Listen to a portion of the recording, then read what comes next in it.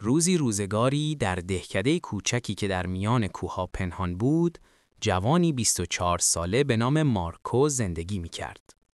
مارکو بسیار بیقرار بود.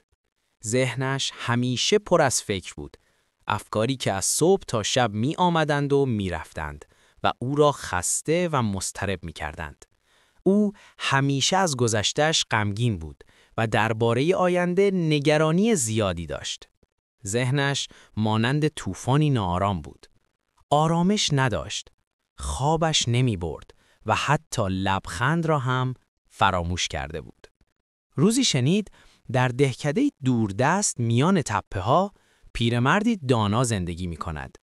می گفتند آن پیرمرد زمانی روانشناس مشهوری در شهر بوده و در طول زندگیش به بسیاری از مردم کمک کرده تا آرامش ذهنی پیدا کنند. اکنون که پیر شده بود، زندگی پرهیاهوی شهر را رها کرده و در دهکده‌ای آرام و نزدیک به طبیعت زندگی می کرد. گاهی هم به دیدار کنندگانش پند و اندرز می داد. مارکو کنجکاو و امیدوار شد. با خود گفت شاید این پیر دانا بتواند به من کمک کند تا آرامش را پیدا کنم. پس از روزها سفر طولانی و خسته کننده، سرانجام به دهکده تپه‌ها رسید. آنجا خانه‌ای کوچک دید که با سبزه و گل پوشیده شده بود. پیرمردی آرام بر دیوان نشسته بود. چشمانش بسته بود و چهرهش آرامش عمیقی داشت. مارکو جلو رفت و با صدای آهسته گفت: پدر بزرگ، ذهنم بیقرار است. نمیتوانم از فکر کردن دست بکشم. دلم آرامش میخواهد. میتوانید به من کمک کنید؟ پیرمرد آرام چشمانش را گشود، لبخندی دلنشین زد و گفت: دنبال آرامش میگردی؟ بسیار خوب، با من بیا. کاری کوچک برایت دارم. او مارکو را به حیاط کوچک خانه برد و لیوان را تا لبه پر از آب کرد. آنقدر که اگر کمی تکان می‌خورد آب سرریز می‌کرد. سپس لیوان را به مارکو داد و گفت: از اینجا تا لبه دهکده برو و برگرد. اما یادت باشد نباید حتی یک قطره از آب بریزد. مارکو با تعجب نگاهش کرد و اما تصمیم گرفت با تمام دقت کار را انجام دهد. او لیوان را محکم در دست گرفت و قدم به قدم به راه افتاد. جاده باریک و پر رفت و آمد بود. عده‌ای راه می رفتند، عده‌ای می دویدند، مغازه‌دارها مشتری صدا می زدند و سگها پارس می کردند. اما مارکو به هیچ چیز توجه نکرد.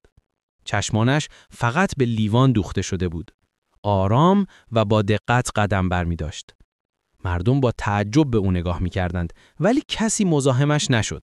همه می دانستند او در حال یاد گرفتن چیزی مهم است.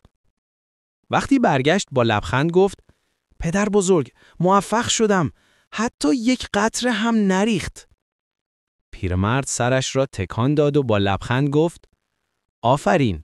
اما بگو ببینم، در راه بچه‌هایی را دیدی که کنار جاده بازی می‌کردند؟ صدای پارس سگ‌ها رو شنیدی؟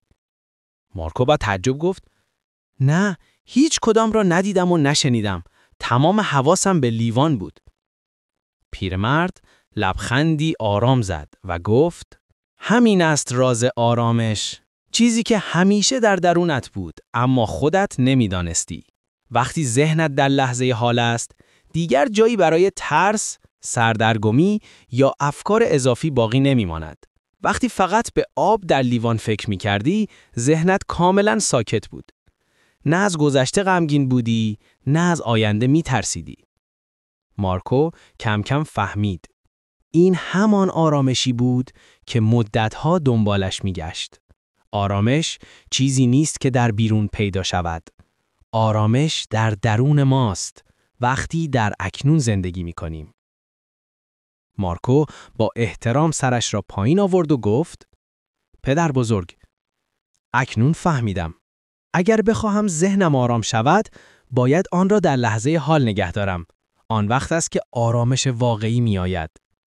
پیرمرد لبخندی دیگر زد، خورشید غروب می کرد و آخرین پرتوهای نور بر زمین می تابید. پرندگان به آشیانه‌هایشان باز می گشتند. مارکو به سوی خانه راه افتاد، اما دیگر آن جوان بیقرار سابق نبود. آرام شده بود، چون راه آرام کردن ذهنش را یافته بود.